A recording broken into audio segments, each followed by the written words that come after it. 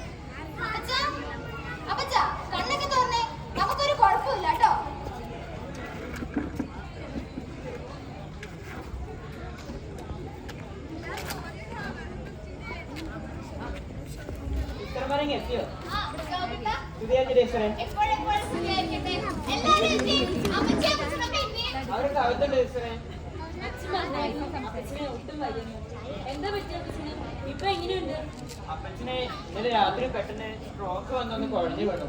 ഇപ്പൊ കുഴപ്പമൊന്നുമില്ല, ട്രീറ്റ്മെന്റ് കഴിഞ്ഞിട്ടുണ്ട്. പക്ഷേ അപ്പച്ചന് ഇപ്പൊ പണ്ടത്തെ പോലെ നടക്കാനോ സംസാരിക്കാനൊന്നും പറ്റില്ല. അവിടെ ഉണ്ട് സിസ്റ്റർമാർ.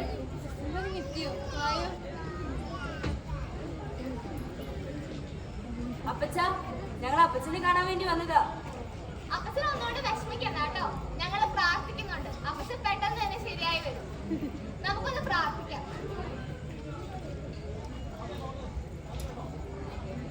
വിഷമിക്കാതിരിക്കട്ടോ.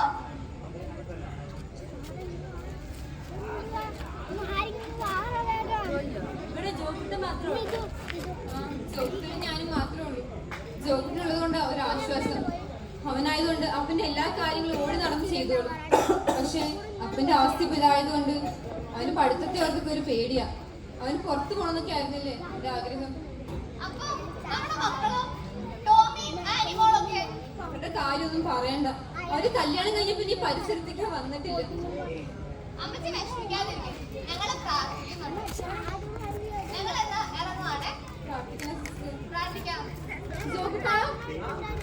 കൊണ്ടാക്കിട്ട്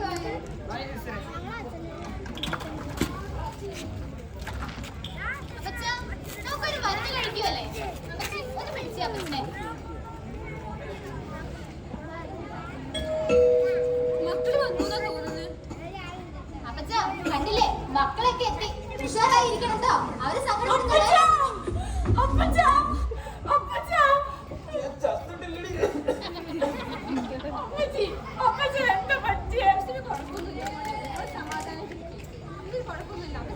കുഴഞ്ഞു വീഴുന്നേ ഉള്ളൂ. കഴിച്ചായിരുന്നോ ചായ? ഇല്ല.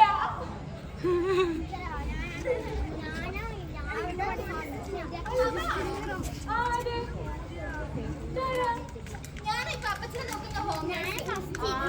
അല്ല, അപ്പച്ചന് ഇപ്പൊ എങ്ങനെയുണ്ട്? അപ്പച്ചന് ചെറുതായിട്ട് സ്ട്രോക്ക് വന്നതാ. അതിന്റെയാ. കുഴപ്പമില്ല, ഇപ്പൊ ഉഷാറായ ആള്. അല്ല, അപ്പൊ ഈ ട്രീറ്റ്മെന്റിനൊക്കെ വലിയ ചെലവായിരിക്കും അല്ലേ? ഹോസ്പിറ്റലിൽ കുറച്ച് ചെലവായി. ഇനിയിപ്പോ വലിയ അധികം ചെലവൊന്നും വരത്തില്ല. പിന്നെ വരും, മരുന്നിന് കുറച്ച് ചെലവാകും. അത് മാത്രമേ കുറച്ച് എക്സ്പെൻസ് ആയിട്ട് വരത്തുള്ളൂ. വലിയ ചെലവാവും.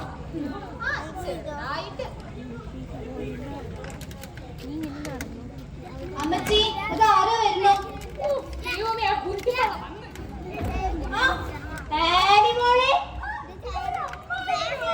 വലുതായല്ലോടി, എങ്ങനെ നടന്ന കൊച്ച. ഞാനേ ആ മാത്തുക്കുട്ടിച്ചായ അടുത്ത് വരെ വന്നതാ. മാത്തുക്കുട്ടിച്ചായനെ വയ്യാണ്ടായപ്പോ അമ്മയുടെ മനസ്സൊക്കെ പകരി. അല്ലടി, കെട്ടിയോനും കുട്ടികളൊന്നും വന്നില്ലോ? അടുക്കളയിലേക്ക് പോയിരിക്കുക. അല്ലടി, ഇവിടെ നീ കൊണ്ടുവരാത്താണോ അതോ അവൻ വരാത്തതാണോ? അതുകൊണ്ടാ. അല്ല, ചായ കുടി. ചായയൊക്കെ തന്നല്ലോ. അല്ലടി അന്നമ്മേ, ഇപ്പൊ എവിടെയാ? എന്തോ ഒരു കച്ചവടമൊക്കെയാന്ന് കേട്ടല്ലോ. ഓ, അവന്റെ കച്ചവടം നന്നായി തന്നെ പൊക്കോണ്ടിരിക്കുന്നത്. അല്ലടി ആനി, നിന്റെ മക്കൾ നിന്റെ ആങ്ങളമാരെ വിളിക്കാറുണ്ടോ?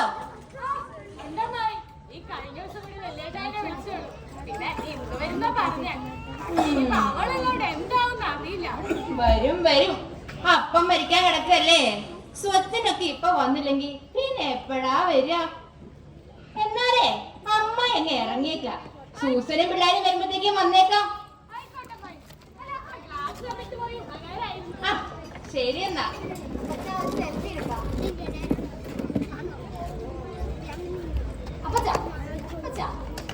ശ്രദ്ധിച്ചോ, കുറച്ചു നേരം അമ്മച്ചി വന്നിരുന്നു.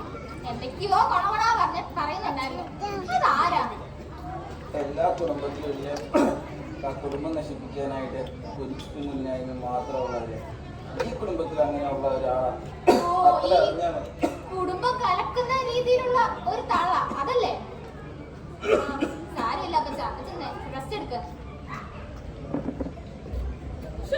ഇവിടെ ആരുമില്ലേ? എന്താ അപ്പച്ചാ ചെയ്യാ? എല്ലാത്തിനും ഞാൻ തന്നെ വേണം വെച്ചാ. നീയോ? നീ നേരത്തെ എത്തിയായിരുന്നോ? ചേട്ടായി വന്നോ? ഞാനിപ്പോ എത്തിയല്ലോടി. ഞാൻ അപ്പനെ കണ്ടിട്ട് വരട്ടെ.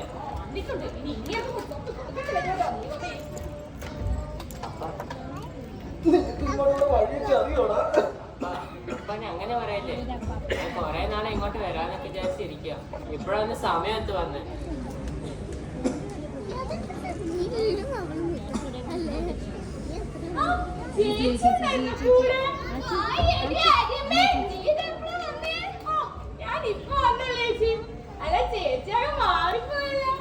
ഓ എന്നാ ചെയ്യാനാ? ഓ അതൊന്നും പറയണ്ട. ഏത് നേരം ടീച്ചേഴ്സിനെ വിളിക്കാനേ സമയമുള്ളൂ. കംപ്ലൈന്റോട് കംപ്ലൈന്റ്. അല്ല നിന്റെയോ? ഇവിടുത്തെ കാര്യം അതുപോലെയൊക്കെ തന്നെയാ. എന്നാണോ ഇതുങ്ങളൊക്കെ നന്നാവുന്നേ? അല്ല നിന്റെ ദീപായിട്ട് വന്നില്ലേ? ദീപന്നെ വിളിച്ചിട്ട് ആളിപ്പോ വരും. ഇത്രയും നാളും പാമ്പും കീരായിരുന്നേരം ഇപ്പൊ അടയും ചക്കര ആയോ? ഓ അല്ലേ ഞങ്ങൾ അടയ ചക്കരയോ? അല്ലേടി? ഞാനേ അപ്പച്ചനൊന്ന് കാണട്ടെ. എടി അമ്മ എന്തേ? അമ്മ അടുക്കളയിലുണ്ട് ചേട്ടായി. ഞാൻ പോയി കണ്ടിട്ട് വരാം.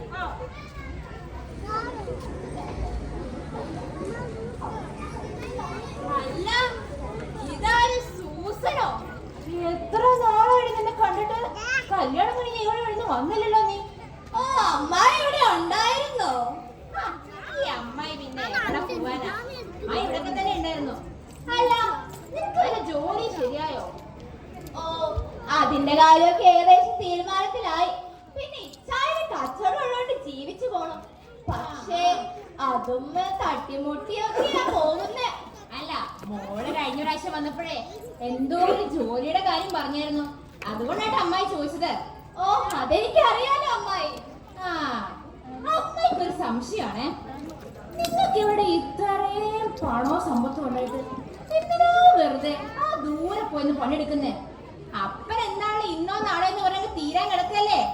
നിങ്ങൾ ഇങ്ങോട്ട് വായോന്നേ. അപ്പനടുത്ത് സ്വത്തൊക്കെ ചോദിക്കേ. ആ ആനി കെട്ടും കിടക്കെടുത്ത് ഇറങ്ങിയിട്ടുണ്ട്. അവളെ എന്താണേലും ഈ തറവാട് പൊക്കാനാ പ്ലാന്. അതെന്താണേലും ഇല്ല അമ്മായി. ഈ തറവാടും സ്വത്തും അത് എനിക്കുള്ളതാ.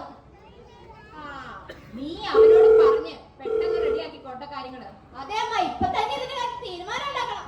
അമ്മായിക്ക് മക്കളോട് സ്നേഹം ഉള്ളതുകൊണ്ടാണേ. അതെനിക്കറിയാലോ അമ്മായി. ഹലോ ദീപേട്ടാ, നിങ്ങൾ എവിടെ പോയി കിടക്കുവാ? ഇങ്ങോട്ട് വന്നൂടെ? ആ നാത്തൂനില്ലേ അവളോട് നേരത്തെ വന്നിട്ടുണ്ട്. മിക്കവാറും വിളയാത്ത കണ്ടു പറഞ്ഞ് എന്റെ മേത്ത് എഴുതിയേക്കാനാ ചാൻസ്. പക്ഷെ അതെനിക്ക് പറ്റത്തില്ല കേട്ടോ. എനിക്ക് എന്തായാലും ആ വീടും പറമ്പ് തന്നെ വേണം. നിങ്ങളൊന്ന് വരുന്നുണ്ടോ? ശരി ശരി വേഗം. ആരോടി കയർ സംസാരിച്ചോണ്ടിരിക്കണോ? ഒന്നുമില്ല അമ്മായി, ചുമ്മാ. ദീപുവിനോടായിരിക്കുമല്ലോ. അതല്ല അമ്മായി, പണ്ടേതായാലും വേലാതെ എടുക്കുമല്ലേ. പക്ഷേ ദീപേട്ടനോടൊന്ന് വരുമോ ചോദിക്കുമായിരുന്നു ഞാൻ. അവരോട് പെട്ടെന്ന് വരാൻ പറ. ആ സൂസനും അവനൊക്കെ എന്തൊക്കെയോ കൊണക്കുന്നുണ്ട്. നീ പെട്ടെന്ന് കാര്യങ്ങൾ നീക്കിയില്ലെങ്കിലുണ്ടല്ലോ തറവാട് കയ്യിൽ നിന്ന് പോകും. അമ്മായിക്ക് മക്കളോട് സ്നേഹമുള്ളവരാണ് ഇതൊക്കെ പറയുന്നത്.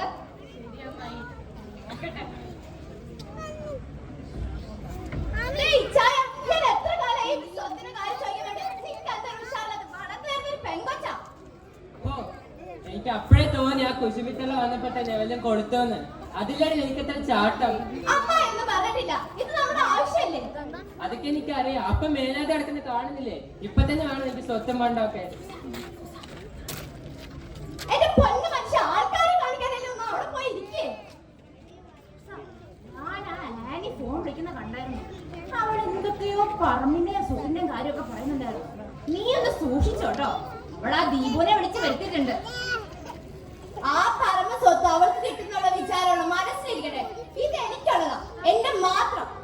മോൾ എത്ര പെടുന്ന കാര്യങ്ങൾ നീക്കുപോക്ക് ഉണ്ടായിക്കോട്ടോ. അമ്മയ്ക്ക് സ്നേഹമുള്ളവരോട് ഇതൊക്കെ പറഞ്ഞു തരുന്നത്. അതെനിക്കറിയാം അമ്മായി. നമ്മൾ തീരുമാനിക്കണം.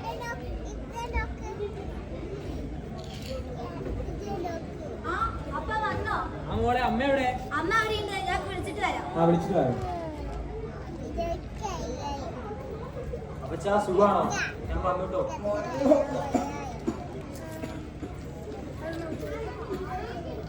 അപ്പച്ചനിപ്പോ എങ്ങനെയുണ്ട്? കുറഞ്ഞോണ്ടിരിക്കുന്നു. അമ്മച്ചി, അമ്മച്ചി. അതെനിക്ക് തരാം. ഓ, അതേ വീട്ടിലോട്ട് വലിഞ്ഞു വരാമെന്ന് സാർ. അറിയോ, നമ്മുടെ ആനിക്കൊച്ചിന് നല്ലൊരു നസ്രാണി കുടുംബത്തിൽ നിന്ന് ആലോചന വന്നതാ. അപ്പോഴീ ചെറുക്കൻ കയറി വന്ന് എല്ലാം നശിപ്പിച്ചു കളഞ്ഞത്. അപ്പൊ ഹിന്ദു ആണോ? അതെ, സമ്പത്തിന് വേണ്ടി മാമോദിസം മുങ്ങിയവൻ. വെറും അഭിനയ. കണ്ടാ തന്നെ അറിയാം. ഇത്രയും കാലം ഈ വീട്ടിൽ കയറാണ്ട് വന്നിട്ട് ഇപ്പൊ അപ്പം വയ്യാണ്ട് ഇളന്ന് കേട്ടപ്പോ സ്വത്തിന് വേണ്ടി വന്നതാ. മുഴുവൻ അഭിനയ. കണ്ടാ തന്നെ അറിയാം. അല്ലേലും മോളെ, കുടുംബത്തിലെ മിക്കവരെ ഈ അമ്മായിക്ക് അറിയാം. എല്ലാവരും ഇങ്ങനെ തന്നെയാ. ആകെ ഈ സൂസം മാത്രമുണ്ട് കുറച്ചെങ്കിലും സ്നേഹമുള്ളത്. ആ അതെ അമ്മായി.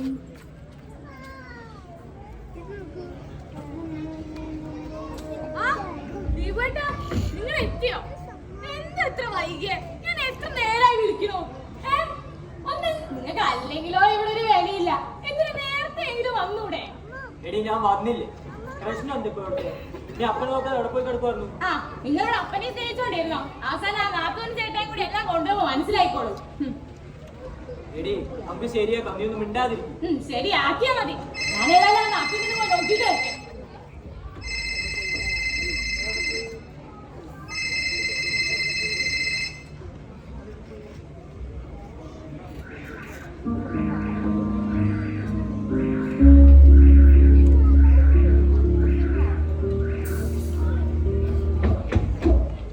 അമ്മേ, അമ്മ എന്തിനാ ഇതൊക്കെ ചെയ്യുന്നേ?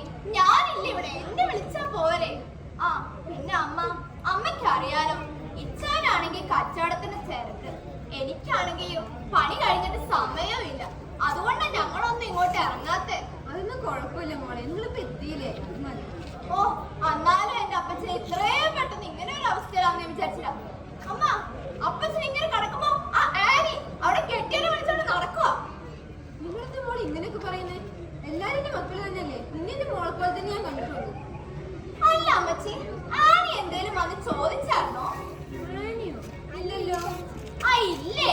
അല്ല ഞാൻ കേട്ടേ, ഈ സ്വത്തോ തറവാടോ അവളുടെ പേരിലാണെന്നോ ഇതവൾക്ക് എഴുതി കൊടുത്തോന്നോ ഏതൊക്കെയോ. ഇല്ലാന്നൊക്കെ എനിക്കറിയാം, ഞാൻ ചോദിച്ചു.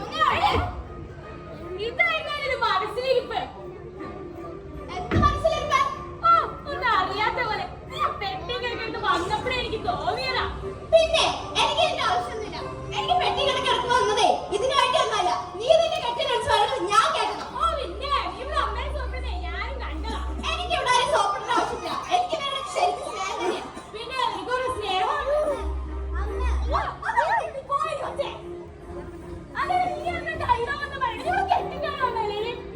അതൊക്കെ പറയാൻ നീ ആരാ? നീ കാണിച്ചതിനെ കുറിച്ചൊന്നും പറയണ്ട. ഒരു ചെക്കൻ നൂല് കെട്ടിട്ട് വന്ന് വിളിച്ചു കാണിച്ചപ്പോ നീ ഇറങ്ങി പോയത് തന്നെയാണ് ഇവിടെ നിന്ന്. എന്നിട്ട് സ്വത്തം ചോദിച്ചു വന്നിരിക്കുന്നു. കൊച്ചിനെ ദീപോട്ടെ എന്ത് പൊന്നു പോയാ നോക്കുന്നേ? അതെ, കുറെ പൊന്നുവാനൊക്കെ കാണുന്നുണ്ടല്ലോ. ഞാനും കൊച്ചു കൊച്ചാണ്. ദീപോട്ട് ജീവനാ, ജീവൻ. ഓ, ജീവനാണ് ജീവൻ. അമ്മച്ചി, ഇവിടെ എന്ത് പ്രശ്നം?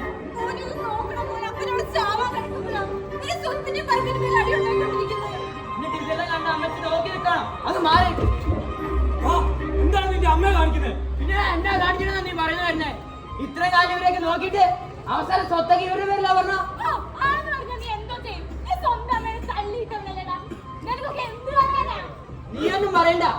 ഇത്രയും കാലം ഇവരൊക്കെ ഇവിടെ ഉണ്ടായിട്ട് അവസാനം അപ്പൊ ചാവറായപ്പോ സ്വത്തെന്ന് പറഞ്ഞ എല്ലാം കൂടെ വന്നിരിക്കുന്നു.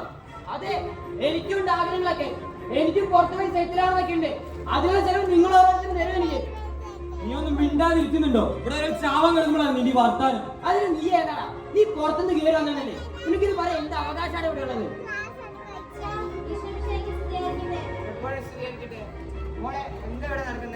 എന്താ അറിയില്ല അച്ഛാ, അമ്മ ആന്റിക്ക് കൊറേ നേരമായിട്ട് വഴക്കുണ്ടാക്കുക. എന്തോ വീടെന്നോ പറമ്പെന്നൊക്കെ പറഞ്ഞിട്ട്. എല്ലാം ശരിയാ. മോളെ അമ്മച്ചിയാന്ന് വിളിച്ചേ. അമ്മച്ചി,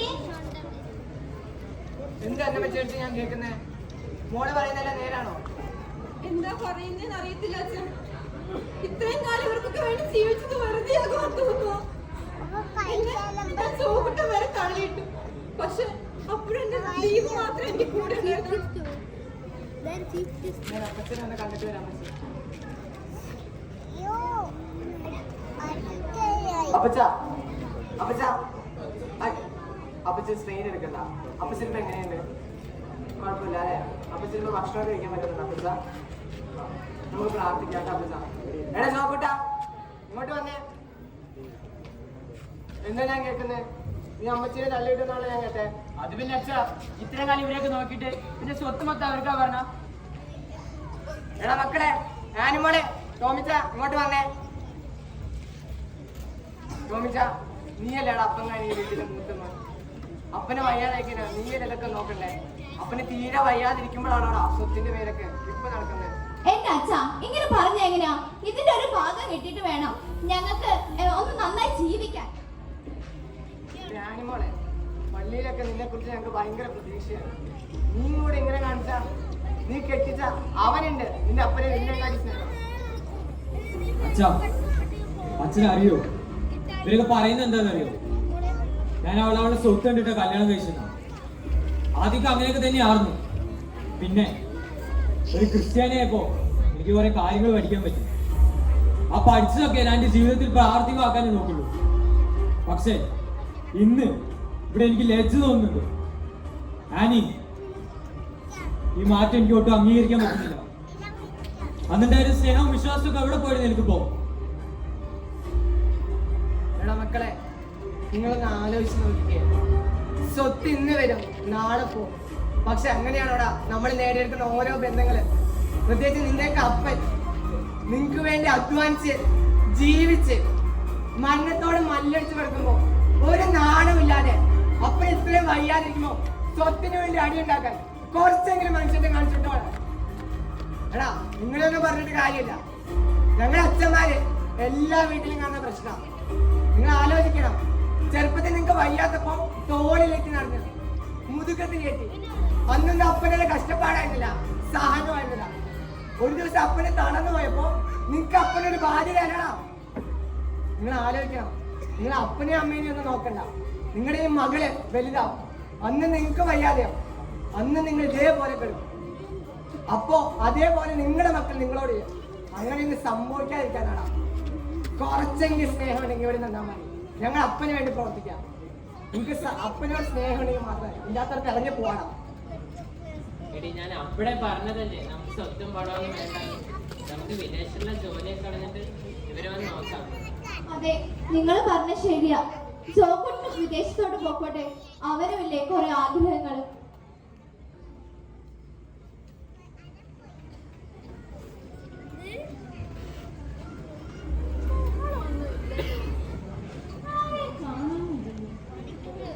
ഞാൻ പറഞ്ഞൊന്നും ഏറ്റില്ലാതെ. ഞാൻ വിചാരിച്ചതൊക്കെ അടിയൊന്നും ഉണ്ടായിരുന്നേ. ആ സാരമില്ല, അടുത്ത കുടുംബത്തിൽ പോയി കുറച്ച് കുരിഷ്ടൊക്കെ പറഞ്ഞ് അവിടെ ഒരു അടി ഉണ്ടാക്കാം. ഇവിടുത്തെ കാര്യമേ നടന്നില്ല. സമ്പത്തിന് വേണ്ടി ഓടുന്ന ലോകത്ത് മാതാപിതാക്കൾ പാഴ്വസ്തുക്കളാകുന്നു. തങ്ങളെ വളർത്തി വലുതാക്കിയ മാതാപിതാക്കളാണ് തങ്ങളുടെ ഏറ്റവും വലിയ ധനമെന്ന് അവർ വിസ്മരിക്കുന്നു. അധ്വാനങ്ങൾ അവർക്ക് പാഴ്വേലകളാകുന്നു. മാതാപിതാക്കളെ വൃദ്ധസദനത്തിൽ തള്ളുന്ന ഈ കാലഘട്ടത്തിൽ നമുക്ക് നന്മയുടെയും ധാർമ്മികതയുടെയും മാതൃകകളാകാം. സ്റ്റാർസ് കുടുംബത്തിൽ നിന്നും ആശംസകൾ. Thank you.